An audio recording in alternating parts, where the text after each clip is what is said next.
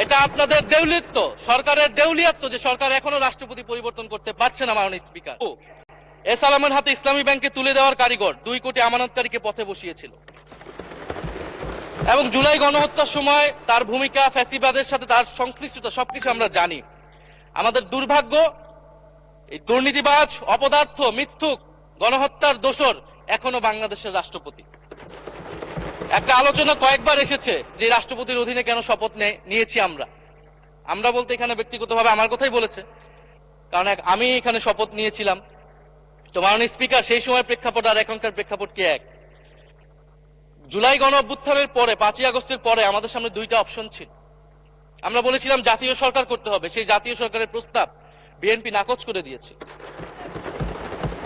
আমাদের সামনে আরেকটা অপশন ছিল ক্ষমতা আর্মির হাতে তুলে দেওয়া। যদি আমরা সেই দিকে আগাতাম, আজকে তারা এখানে বসতে পারতেন কিনা মাননীয় স্পিকার সেটা সন্দেহ আছে। দেশের স্বার্থে, দেশের স্থিতিশীলার স্বার্থে আমরা সেই সময় সরকারে গিয়েছিলাম, আমরা শপথ নিয়েছিলাম। কিন্তু বৈষম্যবিরোধী ছাত্র আন্দোলন খুব স্পষ্টভাবে 2024 সালে কিন্তু এই রাষ্ট্রপতির অপসারণ চেয়েছিল। সেই সময় সাংবিধানিক ধারাবাহিকতার কথা বলে রাষ্ট্রপতির পক্ষে অবস্থান নিয়েছিল বিএনপির মহাসচিব মির্জা ফখরুল আলমগীর সাহেব, তিনি নিজেই কথা বলেছিলেন। ফলে এখন তো একটা নির্বাচিত সরকার মাননীয় স্পিকার, এখন তো চাইলেই বিএনপি রাষ্ট্রপতি পরিবর্তন করতে পারে সরকার, এবং আমরা বিশ্বাস করি বিএনপিতে সেই ধরনের যোগ্য আস্থাভাজন ব্যক্তি নিশ্চয়ই রয়েছে।